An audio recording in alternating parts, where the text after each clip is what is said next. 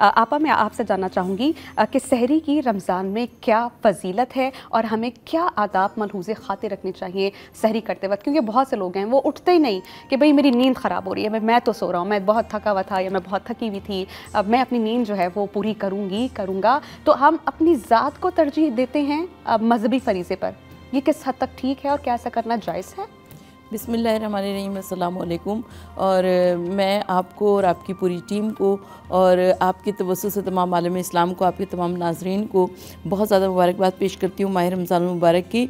और यकीनन हम सबको परवरदिगार आलम के दिए हुए वाजिबात को अदा करना चाहिए और निज़ामुल औक़ात पर अमल करना चाहिए, इसलिए कि वक्त की बड़ी अहमियत हुआ करती है। जैसे नमाज़ों का वक्त हुआ करता है, रोज़ा बंद करने का वक्त हुआ करता है, रोज़ा रखने का वक्त हुआ करता है।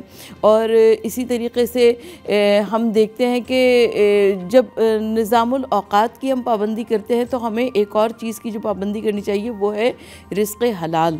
यानी हम रोज़ा इख्तियार करके जो हलाल चीज़ें होती हैं खुदा की जानिब से, उसको हम हराम अपने ऊपर कर लिया करते हैं। यानी पानी पीना हलाल है, खाना खाना हलाल है, मगर उसके बावजूद हम उसको अपने ऊपर हराम कर लिया करते हैं। तो अगर ये कैसे मुमकिन है कि जो रिज़्क़ हराम खाता हो और वो उससे रोज़ा अफ्तार करे और उससे सहरी करे? यकीनन परवरदिगार आलम को ये बात नाकाबिल कबूल है, परवरदिगार आलम को ये पसंद नहीं है। और सहरी के लिए जैसा कि मुफ्ती साहब ने भी इरशाद फरमाया, जैसा कि आपने भी इरशाद फरमाया, इसलिए कि सहरी की बड़ी अहमियत है और सहरी का हुक्म भी दिया गया और अफ्तार करने और करवाने का बहुत ज़्यादा हुक्म है। हुज़ूर नबी करीम सल्लल्लाहु अलैहि वसल्लम ने हुक्म दिया कि अफ्तार करवाओ। अच्छा, ये अवाइल इस्लाम का ज़माना था और अवाइल इस्लाम में मुसलमान जो थे बड़ी गुर्बत की ज़िंदगी गुजार रहे थे। तो लोगों ने कहा कि या रसूलुल्लाह सल्लल्लाहु अलैहि वसल्लम, क्या हमारे ऊपर तो हम तो इतनी मकदूर नहीं रखते कि हम किसी को रोज़ा अफ्तार करवाएं। हुज़ूर नबी करीम सल्लल्लाहु अलैहि वसल्लम ने फरमाया कि रोज़ा अफ्तार करवाओ, चाहे एक खजूर के ज़रिए रोज़ा अफ्तार हो, तो वो बहुत बड़ी अहमियत है। सहरी के बारे में मैं आपको बता दूँ कि हज़रत अबू सईद रज़ी अल्लाह तआला अन्हु बयान करते हैं कि नबी करीम सल्लल्लाहु अलैहि वसल्लम ने कहा कि सहरी करना सरापा बरकत है, लिहाजा इसे ना छोड़ो। अगरचे पानी के एक घूंट के ज़रिए ही सहरी करो, लेकिन करो। अल्लाह और उसके फरिश्ते सहरी खाने वालों के लिए रहमत की दुआ करते हैं। ये रहमत और बरकत थी सहरी की। और अगर अफ्तार का जिक्र करें तो हज़रत जाबिर रज़ी अल्लाह तआला अन्हु बयान करते हैं कि नबी करीम सल्लल्लाहु अलैहि वसल्लम ने कहा कि हर अफ्तार के वक्त और हर रात में लोगों को दोज़ख से आज़ाद किया जाता है। कितना प्रेशियस मोमेंट है जिसमें अल्लाह सुब्हाना व तआला एक बहुत बड़ा काम कर रहे हैं कि जो लोग जहन्नुमी थे उनको जहन्नुम से निजात दे रहे हैं। तो ये हमारे लिए इसमें एक लेसन है कि जब अल्लाह पाक की रहमत के दरवाज़े खुले हुए हैं, अल्लाह पाक लोगों को बख्श रहे हैं, तो हम क्यों ना अल्लाह सुब्हाना व तआला से बख्शिश मांगे। मुफ्ती नूर रहमानी साहब, मैं आपसे ये जानना चाहूँगी कि सहरी के बग़ैर क्या रोज़ा रखना और उसकी नीयत का तरीक़ा क्या ठीक है और इसकी नीयत का तरीक़ा क्या है? और ये आप मुझे बता दें कि जो हम पे रोज़े फ़र्ज़ किए गए हैं, जो रमज़ान के रोज़े हैं, उनकी नीयत करना और जो नफली रोज़ा है उसकी नीयत करने में क्या फ़र्क है? बिस्मिल्लाहिर्रहमानिर्रहीम। देखिए, नीयत कहते हैं दिल के इरादे को ना, उसमें ज़रूरी नहीं कि आप अरबी में कहें, आप दिल में इरादा करते हैं। और फ़ुक़हा कराम तो ये फरमाते हैं कि जब आप सहरी कर रहे होते हैं तो नीयत ये होती है कि मैं आज का दिन का रोज़ा रखूँगा। रिकॉल ज़बान से इसलिए कहते हैं ताकि आप ये बात तस्दीक करें बिल्लिसानी बिलक़ल्बी, ज़बान से भी और दिल से भी, कि मैं रोज़ा रखूँगा और मैं एहतियात के साथ ज़िंदगी गुजारूँगा और आज का जो दिन होगा मैं गुनाहों से पाक रहूँगा। मैं ग़ीबत नहीं करूँगा, मैं झूठ नहीं बोलूँगा, मैं अदावत नहीं करूँगा, मैं गुस्से पे सब्र करूँगा। नबी अलैहिस्सलाम को सब्र पसंद था, मैं सब्र करूँगा। वो तमाम काम जो अल्लाह के करीब होने के हैं, क़ुरबत के हैं, क़ुर्ब इल्लाह की तरफ है, वो काम करूँगा। और जिससे अल्लाह उसका रसूल सल्लल्लाहु अलैहि वसल्लम नाराज़ होते हैं, मैं उन्हें कामों से बचने की तौफ़ीक़ दूँ। तो रमज़ान हो या गैर रमज़ान हो, आप जो है दिल में इरादा करते हैं, बेहतर है कि ज़बान से कह दें, और ज़बान से नहीं कहते تو آپ دل سے آپ نے مفتی صاحب میں سوری آپ کو کاٹ رہی ہوں، اس میں تھوڑا سا ایڈ کر دیجئے جو ہم سحری میں دعا کرتے ہیں وَبِالصَّوْمِ غَدٍ نَوَيْتُ مِنْ شَهْرِ رمضان، اور اسی طرح جب ہم افطار کرتے ہیں اللہم انی لک صمت وبک آمنت وعلیک توکلت وعلی رزقک افطرت، تو مجھے یہ بتائیے کہ کیا ان دعاؤں کی سب سے پہلی بات کی امپورٹنس کیا ہے؟ کیا ان کو پہلے ادا کرنا چاہیے یا بعد میں ادا کرنا چاہیے؟ اینڈ لیٹس سپوز اگر ہم بھول جاتے ہیں کیونکہ بھوک بہت لگی ہوتی ہے تو کیا ہمارے ثواب میں کمی ہوتی ہے اس سے؟ دیکھیں جو افطار کی وقتی دعا تو نبی علیہ السلام سے منسوب ہے، تو آپ اگر عربی میں نہیں مان سکتے تو آپ دعا ہاتھ اٹھائیں کہ پروردگار جو تو نے ہمیں رزق عطا فرمایا، اے اللہ اس میں برکت عطا فرما، اور ہم جو کھائیں ایسا نور بنا کہ جس میں ہمیں عبادت میں لذت اور شوق عطا فرما، اے اللہ ہمیں وہ طاقت عطا فرما جو تیرے دین کے لیے ہو، اے اللہ وہ طاقت عطا فرما جو تیرے لوگوں کے لیے نفع کے لیے ہو، اے اللہ وہ طاقت عطا فرما کہ جس سے ہم حرام کاموں سے بچتے رہیں اور حلال کاموں سے طرف راغب ہوں۔ یہ ضروری ہے ہمارے یہاں کہ صرف رٹنا ضروری نہیں ہوتا، جیسے بہت سارے لوگ دعا مانگ رہے ہوتے ہیں عربی کے اندر، آپ ان سے پوچھیں آپ نے کیا مانگا، وہ کہتے ہیں کہ جی بس وہ پڑھ لیا ہم نے، یہ پڑھ نہیں بلکہ سمجھ کر مانگنا ہے۔ آپ جب دعا کا مطلب ہوتا ہے دعا یدعو پکارنا، تو جب بھی دعا کریں اللہ سبحانہ و تعالیٰ کی بارگاہ میں سمجھ کر، اور یاد رکھیے گا اللہ اس سے ناراض ہوتا ہے جو غافل دل کے ساتھ دعا کرے، اللہ اس سے راضی ہوتا ہے جو دل کے ساتھ حالت شعور میں اللہ سبحانہ و تعالیٰ کی بارگاہ میں ہاتھ اٹھا کے دعا مانگے، اللہ سبحانہ و تعالیٰ سے راضی ہوتا ہے، اس کے اس عمل کو پسند فرماتا ہے۔ حضرت سلمان فارسی رضی اللہ تعالیٰ عنہ سے یہ روایت ہے کہ رسول اللہ صلی اللہ علیہ وآلہ وسلم جو تمام جانوں کے لیے رحمت بنا کے بھیجے گئے ہیں، انہوں نے فرمایا کہ جس نے حلال کھانے یا پانی سے روزہ افطار کروایا تو فرشتے ماہ رمضان کے اوقات میں اس شخص کے لیے استغفار کرتے ہیں، اور جبرائیل علیہ السلام شب قدر میں اس شخص کے لیے استغفار بھی کرتے ہیں جو افطار کرواتا ہے۔ تو اسی سے جڑا ایک سوال میں سروت آپا سے کرنا چاہوں گی۔ آپا میں ایک آپ کے سامنے وہ رکھ دیتی ہوں حدیث کہ حضرت سلمان فارسی رضی اللہ تعالیٰ عنہ سے روایت ہے کہ نبی کریم صلی اللہ علیہ وآلہ وسلم نے فرمایا کہ 3 چیزوں میں برکت ہے۔ نمبر 1 جماعت یعنی جمع میں لوگوں کے اکٹھے ہونے میں، دوسرا سرید یعنی شوربے میں بھیگی ہوئی روٹی کھائیں تو اس میں برکت ہے، اور تیسرا سحری میں برکت ہے۔ تو میں آپ سے یہ جاننا چاہ رہی ہوں ایک شخص افطار کرائے پھر اجتماعی افطار کروائے تو اس کا کس قدر اجر و ثواب ہوگا؟ اچھا دیکھیے سب سے پہلی بات ہے کہ اجتماعیت میں ہم سب کو بہت زیادہ اجر ثواب ہے، یعنی جو 40 مومنین دعا مانگتے ہیں پروردگار عالم ان دعاؤں کو قبول فرماتا ہے، یعنی اجتماعی طور پر جو دعائیں مانگی جاتی ہیں وہ دعائیں زیادہ اثر رکھا کرتی ہیں۔ تو اگر ہم کسی کو افطار کراتے ہیں تو یقیناً وہ بہت زیادہ اجر ثواب کا باعث ہے، لیکن اس کے باوجود اگر ہم کسی کو افطار نہیں بھی کرانے کی قدرت رکھتے ہیں تو ایک گھونٹ پانی پلا دیں یا ایک کھجور کے ذریعے اس کا روزہ افطار کرا دیں، اس میں بھی بہت زیادہ اجر ثواب ہے۔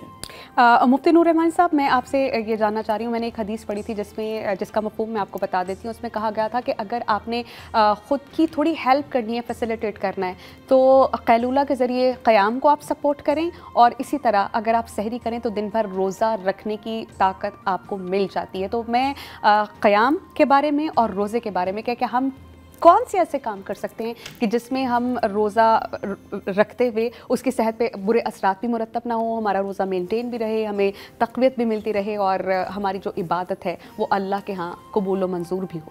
بسم اللہ الرحمن الرحیم۔ دیکھیں نبی پاک صلی اللہ علیہ وسلم سحری کے اندر کھجور کو پسند فرمایا کرتے تھے، جو کی کبھی دلیا اور دودھ کو پسند فرمایا کرتے تھے۔ یہ ایک غلط قسم کا کانسیپٹ ہوتا ہے کہ آپ روزہ رکھیں گے تو بیمار ہو جائیں گے۔ نبی علیہ السلام کی حدیث ہے صوموا تصحوا، روزہ رکھو صحت مند ہو جاؤ گے۔ آپ کا پورا سال جو میٹابولزم خراب ہوتا ہے، ایز اے طبیب میں آپ کو بتا رہا ہوں، وہ بہت زیادہ بہتر ہو جاتا ہے، آپ کے معدے کی تقویت ملتی ہے، اور ایسے کام کہ جس سے روزہ فاسد ہو جاتا ہے، ایسے کام کہ جس سے روزہ خراب ہو جاتا ہے، میں نے بارہا بار آپ سے عرض کیا، اللہ چاہتا ہے کہ جب آپ روزہ رکھیں آپ گناہوں سے بچیں۔ میں نے کل بھی بات عرض کی تھی کہ زبان کے گناہ سے بچیں۔ اللہ شکر اس طرح ہوتا ہے کہ آپ زبان سے اللہ کا شکر ادا کریں۔ صحت کا شکر یہ ہے کہ آپ اللہ کے بندوں کو ان کی مدد کریں اور نیک کاموں میں خرچ کریں۔ آپ کسی کی مدد کر رہے ہیں، اللہ اس کے رسول صلی اللہ علیہ وآلہ وسلم کی رضا کے لیے، اللہ کو راضی کرنے کے لیے، یاد رکھیے گا جب تک آپ اس کے کام میں لگے رہیں گے اللہ سبحانہ و تعالیٰ آپ سے راضی ہو جائے گا، اور اگر آپ کی اس حال میں موت ہو گئی تو اللہ سبحانہ و تعالیٰ قریب ہے کہ آپ کو جنت عطا فرما دے۔ رات کے سونے کے حوالے سے بات کی، نبی صاحب رات کو سویا کرتے تھے، یہ ذہن میں رکھیے گا۔ میرا گمان ایسا ہے کہ نبی علیہ الصلوۃ والسلام عشاء کی نماز کے بعد تراویح پڑھنے کے بعد سو جاتے تھے، اور رات کے جو آخری حصہ ہوتا ہے اس میں اٹھتے تھے، اور اٹھنے کے بعد آپ ذکر اذکار کیا کرتے تھے، سحری تناول فرماتے تھے اور نماز فجر کے لیے جاتے تھے۔ تو اگر مجھے نبی علیہ الصلوۃ والسلام سے محبت ہے تو نبی کے اس انداز کو اپنانا ہے کہ نماز عشاء کے فوراً بعد تراویح پڑھنی ہے، پھر مجھے آرام کرنا ہے، آرام کرنے کے بعد پھر مجھے سحری کرنی ہے، نماز فجر پڑھنی ہے۔ اسی طرح کچھ روایت کے مطابق نبی علیہ الصلوۃ والسلام ظہر کی نماز کے بعد بھی آرام فرمایا کرتے تھے، وہ بھی کچھ یعنی کہ تھوڑے سے وقت کے لیے، ایسا نہیں کہ قیلولہ جسے کہتے ہیں، ایسا نہیں تھا کہ آپ ظہر میں سو جاتے تھے حضور عصر میں اٹھتے تھے، ایسا نہیں۔ ظہر کے بعد میرے خیال سے شاید 20-25 منٹ یا آدھا گھنٹہ ایسے کچھ بنتا تھا کہ نبی علیہ السلام اس میں آرام فرماتے، اس کے بعد اپنے دن کے پورے کام انجام دیتے۔ حضرت عبداللہ بن عباس رضی اللہ تعالیٰ عنہ بیان کرتے ہیں کہ نبی کریم صلی اللہ علیہ وآلہ وسلم نے فرمایا کہ اگر اللہ نے چاہا تو 3 آدمی ایسے ہوں گے جن کا کوئی حساب نہیں ہوگا، بشرط یہ کہ ان کا کھانا حلال ہو۔ ایک حساب اس شخص کا نہیں ہوگا جو روزہ دار ہوگا، دوسرا وہ جو سحری کرے گا، اور تیسرا مجاہد۔ تو آپ اندازہ کر سکتے ہیں کہ پورا رمضان اگر ہم سحری کریں تو اللہ سبحانہ و تعالیٰ اس کا حساب نہیں لیں گے۔ میں آپا کے سامنے ایک سوال رکھنا چاہوں گی۔ آپا، بہت شوق و ذوق ہوتا ہے کچھ لوگوں میں کہ وہ افطار کروائیں، لیکن ان کی افورڈیبلٹی نہیں ہے، اور آپ بھی جانتی ہیں، ہم بھی جانتے ہیں کہ انفلیشن اتنی زیادہ ہے، مہنگائی اتنی زیادہ ہے کہ آپ کی بنیادی ضروریات ہی آپ پوری نہیں کر سکتے، لیکن دل میں محبت ہے اللہ کی، اللہ کے رسول کی اطاعت کرنے کی، افطار کروانا چاہتے ہیں لیکن استطاعت نہیں رکھتے، تو کیا جس شخص نے یہ نیت کی، کیا اس کو اس کی نیت کا ثواب ملے گا؟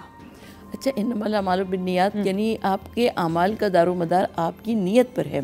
اور میں بہت زیادہ حیران ہوتی ہوں اس وقت کہ ہم سوشل میڈیا کے ذریعے، بلکہ بہت سارے میڈیا چینلز کے ذریعے بھی آپ سحری میں یہ کھا لیجئے تو آپ کو بھوک نہیں لگے گی، آپ سحری میں یہ 3 دانے الائچی کھا لیجئے تو آپ کو پیاس نہیں لگے گی، دہی کھا لیجئے تو آپ کو پیاس نہیں لگے گی۔ روزہ رکھنے کا مطلب یہ ہے کہ بھوک اور پیاس کو تصور کرنا، اور آپ ان چیزوں کے ذریعے آپ بھوک اور پیاس کو مٹانا چاہتے ہیں۔ تو سب سے پہلی بات تو یہ کہ ہم کو روزے داروں کو نہ صرف یہ کہ اس بھوک اور پیاس کو تصور کرنا ہے، بلکہ اس کو اپنی زندگی میں اپلائی بھی کرنا ہے۔ اور ہم یہ دیکھتے ہیں کہ جس وقت کہ کوئی روزے دار آتا ہے اور ہماری زندگی میں شامل ہوا کرتا ہے، تو اس کو کس طرح سے اس کو ہم کو انٹرٹین کرنا چاہیے، اور اگر اس کو افطار کروا سکتے ہیں تو افطار کروائیے، سحر کروا سکتے ہیں تو سحر کروائیے۔ ٹھیک، اچھا مفتی صاحب، میں آپ سے جاننا چاہ رہی ہوں، جو ہم سحری کرتے ہیں، سحری ہم روزے میں کرتے ہیں، کیا سحری کے معتبر بابرکت کھانے کو ہم صرف سحری سے منسوب کر سکتے ہیں، یا رمضان گزر جانے کے بعد بھی ہم سحر میں کھانا کھائیں اور اسے سحری کنسیڈر کریں؟ کیسا ہے؟ بہت اچھا سوال آپ کا۔ دیکھیے، نبی پاک صلی اللہ علیہ وسلم جو سحری کرتے تھے وہ روزے کے لیے کرتے تھے۔ اگر آپ چاہتے ہیں کہ رمضان مبارک کے بعد شوال کے 6 روزے، جو شخص رمضان کے پورے روزے رکھے اور اس کے بعد شوال کے 6 روزے رکھے، تو حدیث سے اس طرح کا مفہوم ملتا ہے کہ اللہ تعالیٰ اسے پورے سال کے برابر ثواب عطا فرمائے۔ اچھا، میں اس میں تھوڑا اپنا سوال مزید الیبوریٹ کرنا چاہوں گی، کیونکہ میں بھی یہ جاننا چاہتی ہوں کہ جو ہم شوال کے 6 روزے رکھتے ہیں، کیا ہمیں عید کے 2nd ڈے سے آنورڈز رکھنے ہیں، یا پورے مہینے میں اپنی آسانی سہولت کے لحاظ سے ہم ڈفرینٹ ڈیز میں بھی رکھ سکتے ہیں؟ بہت اچھا سوال ہے بہن آپ کا۔ دیکھیں، شوال میں 6 روزے رکھنے کا ہے حدیث میں، اچھا، عید کے دوسرے دن کا نہیں ہے۔ اچھا، ٹھیک ہے۔ بہت سارے لوگوں کو یہ غلطی ہوتی ہے کہ اگر وہ دوسرے دن روزہ نہ رکھ سکتے تو سمجھتے ہیں کہ شاید مقصد فوت ہو گیا یا ثواب ختم ہو گیا۔ آپ کے اس پروگرام سے کافی لوگوں کی کنفیوژن ختم ہو جائے گی کہ حضور نے شوال میں 6 روزے رکھنے کا کہا ہے، دوسرے دن کا نہیں کہا۔ ٹھیک ہے، وہ آپ کا جو سوال ہے کہ سحری میں، دیکھیے نبی علیہ الصلوۃ والسلام تناول فرمایا کرتے ہیں۔ میں پھر عرض کروں گا کہ ہماری اس طرح کانسیپٹ ہے کہ پورے دسترخوان پہ پراٹھے لگے ہوئے ہیں، انڈا دوسرے چل رہے ہیں، اور لسیاں چل رہی ہیں، اور کباب چل رہے ہیں، بہت سارے کھانے۔ نبی صاحب کی جو سحری ہوتی تھی وہ قلیل ہوتی تھی، وہ 3، 5، 6 کھجور، دودھ کا 1 پیالہ یا جو کا دلیہ، یہ حضور صلی اللہ علیہ وسلم کا ہوتا تھا۔ اگر آپ اس نیت سے کھاتے ہیں، رات کی تاریخ میں رجب میں کھاتے ہیں، محرم میں کھاتے ہیں، ربیع الاول میں کھاتے ہیں کہ حضور کھاتے تھے، یقیناً کھانے کا ثواب حضور کی محبت کی وجہ سے اللہ آپ کو اجر و ثواب عطا فرمائے گا. یقیناً. تو سحری اور افطاری کس قدر امپورٹنٹ ہے، چند اور اس سے جڑے سوالات بھی ہمارے ساتھ ہیں، اور یقیناً ان سوالوں کے جواب سے بہت سے لوگ جو سن رہے ہیں، جو ہمیں دیکھ رہے ہیں، ان کی کنفیوژن بھی دور ہو جائے گی. تو ہم اس پر مزید بات کریں گے